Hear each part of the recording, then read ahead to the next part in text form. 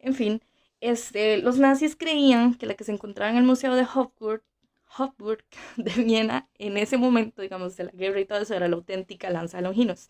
Entonces, pues, cuando el Tercer Reich se, anexion, se anexionó a Austria, eh, pues ya el museo pues, ya era parte de todas las posesiones de Hitler, así que no tuvo que robársela a nadie, o sea, en realidad ya que la pieza pasó a manos de Hitler. Parte de las atribuciones mágicas o de las propiedades divinas o como ustedes le quieran decir, poderes o lo que sea, que tiene esa lanza es que se supone que otorga la victoria para siempre al poseedor, pero trae la derrota y la muerte para quien la pierde. O sea, mientras yo la tenga, no voy a perder una batalla. Pero si yo la pierdo, a mí me la quitan, me matan, me muero, o sea, me trae desgracia. Caigo en desgracia por perderla. Y hay acontecimientos históricos que refuerzan todo eso. Que fue como victorias que tuvo varios pueblos que la tuvieron. Y cuando, justamente en el momento en el que la perdían, esos pueblos caían. No voy a entrar en detalles, ya les dije.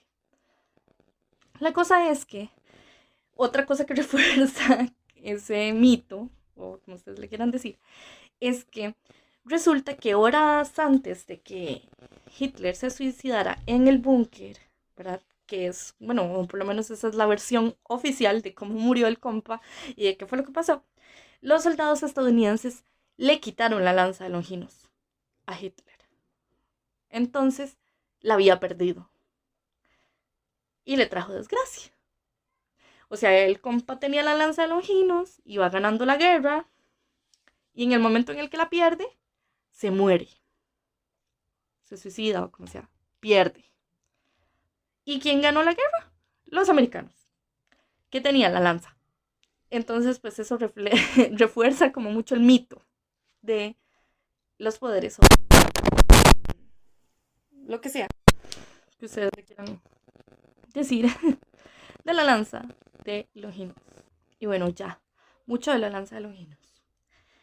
El siguiente es el Santo Grial. Y en este, también hay mucho.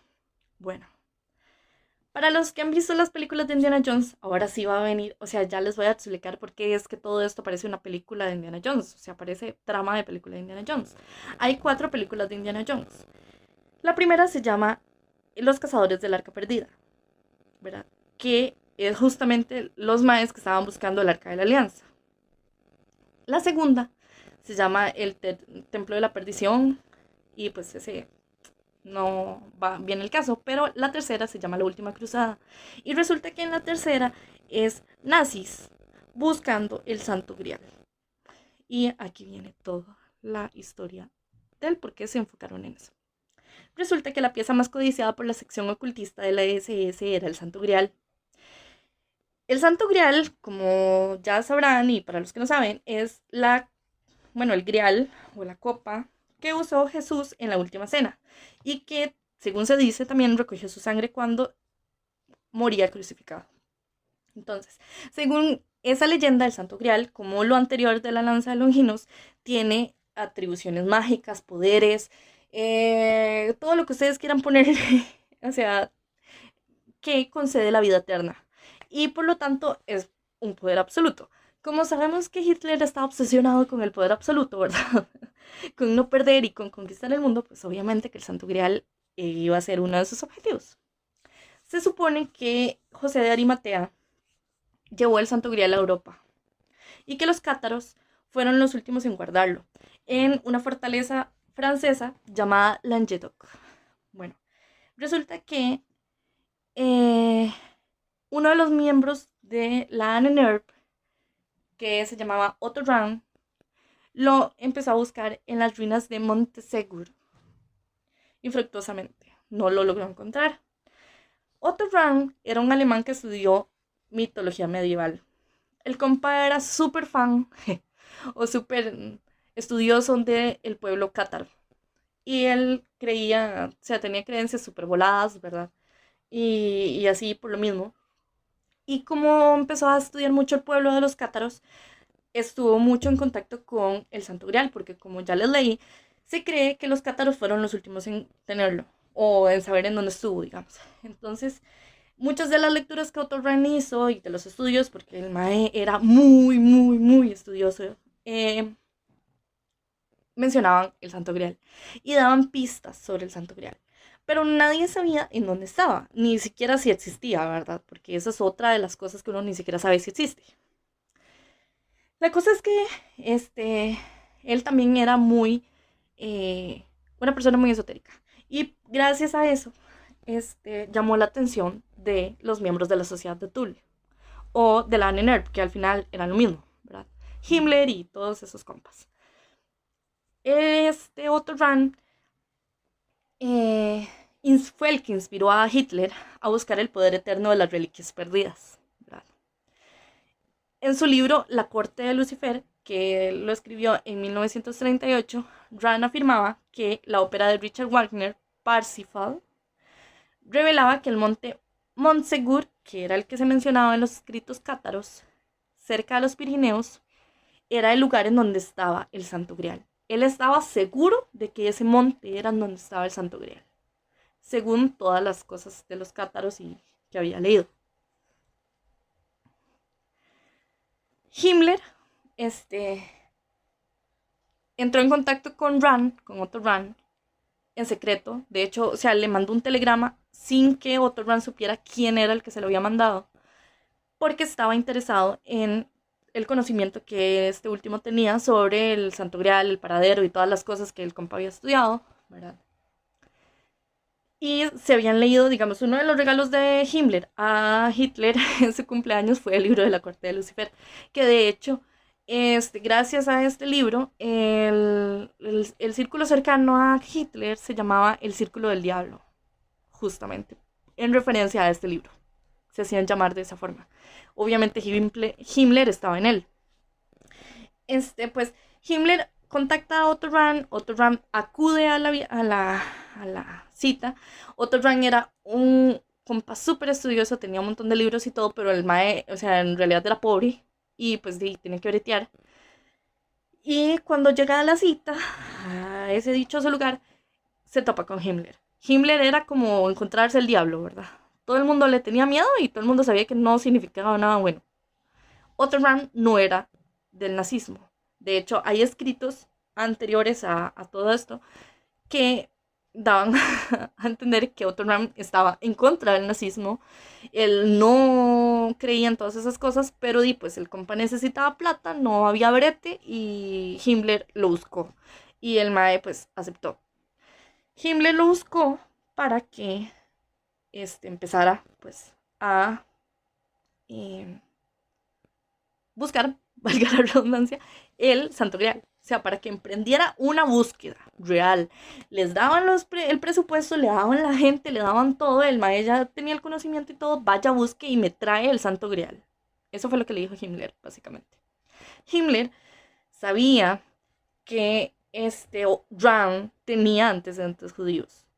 Y además de eso, se especulaba que era homosexual. Así que, para un nazi, para ponerlos en contexto, había campos de concentración, obviamente para los judíos, que eso es todo lo que todos sabemos, pero aparte de eso había campos de concentración para personas comunistas, cristianos y homosexuales.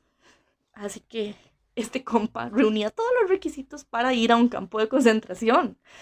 Pero como ellos estaban tan interesados en obtener el Santo Grial y Otto Rahn sabía demasiado sobre eso y le servía demasiado, entonces básicamente Himmler llegó y dijo, X, y se hizo de la vista gorda. Y pues se quedó calladito sobre los antecedentes judíos de Otto Rahn y sobre el hecho de que el compa era gay. Bueno, Rahn en muchos de sus libros y según todos los escritos cátaros que se había leído, decía que el Santo Grial en realidad no era una copa, sino que era como una piedra preciosa, lucía como una piedra preciosa. Y bueno, el mae decía que era una piedra preciosa que se había desprendido de la corona de Lucifer, ¿verdad? Ya podemos decir por dónde andaba el asunto. Pero eso era lo que el mae creía. Y que la iglesia se había apropiado y la había convertido en un símbolo cristiano. el cáliz que sostiene Cristo. Ya sabemos que la iglesia cristiana se ha apropiado de muchísimas costumbres y de muchísimas cosas, así que nada raro.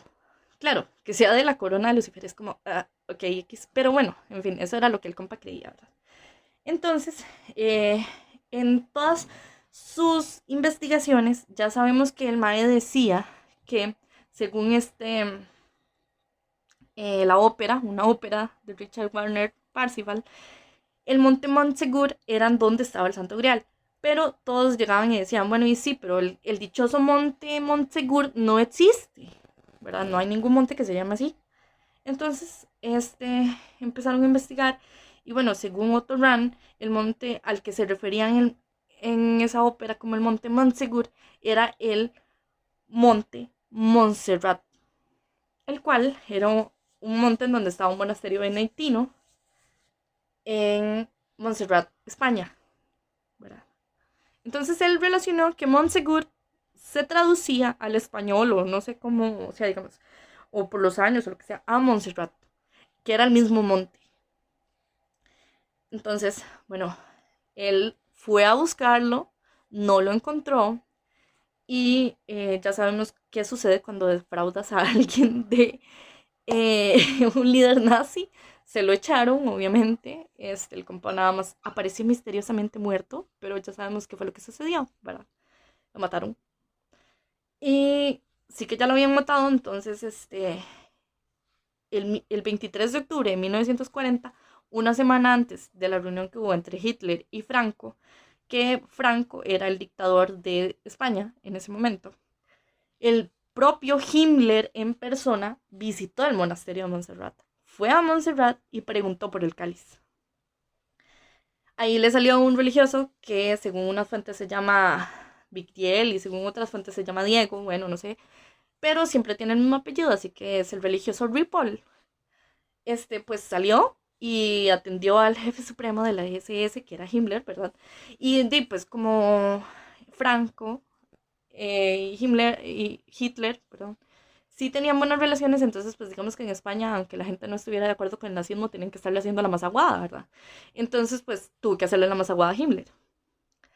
Y atenderlo y que no sé qué, y guiarlo por el monasterio, porque supuestamente, o sea, Himmler no fue como que llegó y dijo, deme el santo grial y les disparó, o sea, no, sino que Himmler de hecho ni siquiera puso en evidencia que era eso lo que estaba buscando. Al principio hizo todo un recorrido y hasta Plaza de Toros fue y de todo, porque él iba como, no sé, a pasear, ma, el compa iba de gira ahí o por lo menos eso era lo que daba a entender. Pero la verdadera intención del por qué el compa estaba en España era buscando el Santo Grial. Pues el religioso Ripoll lo llevó por la abadía, le enseñó el monasterio y todo. Pero y ya, nada más. Cuando Himmler le preguntó sobre el cáliz y le dijo que él sabía que lo tenían ahí, pues los religiosos benedictinos, todos los que estaban en ese monasterio, le dijeron que ellos no sabían nada sobre el cáliz. Que lo más antiguo que ellos tenían era una virgen que se llama la Moreneta. Y Himmler, que ni siquiera era cristiano, obviamente, como ya lo sabemos, de hecho, detestaba a los cristianos, como ya mencioné anteriormente, porque pertenecía a la sociedad de Tull. Y pues le valió 3 hectáreas de madres y despreció a la Moreneta y les hizo un feo a los monjes y toda la vara. Entonces resulta que lo terminaron echando. El padre Ripoll lo terminó echando. Y pues ahí terminó la búsqueda del Santo Grial, al parecer. Lo cual no tiene bastante sentido que se rindieran así de fácil, pero es todo lo que se menciona. Yo busqué qué más había después de eso y pues al parecer cuando esto pasó, después cayó la guerra y se hizo un desmadre y ya no tenían tiempo para buscar eso. O no se sabe, o al menos nadie lo documentó y pues no se sabe qué más sucedió. Y hasta aquí con la búsqueda del Santo Grial. Luego, se dedicaron a buscar el Arca de la Alianza. Y sí, ahora otra vez ya pasamos de la tercera película de Indiana Jones a la primera. Como les dije, los guionistas de Indiana Jones no se inventaron nada de lo que sale ahí. Todo es basado en las historias de la Anne Nerve y de la experiencia de la Anne Nerve. Pero en fin, La Nerf quería el Arca de la Alianza, por supuesto.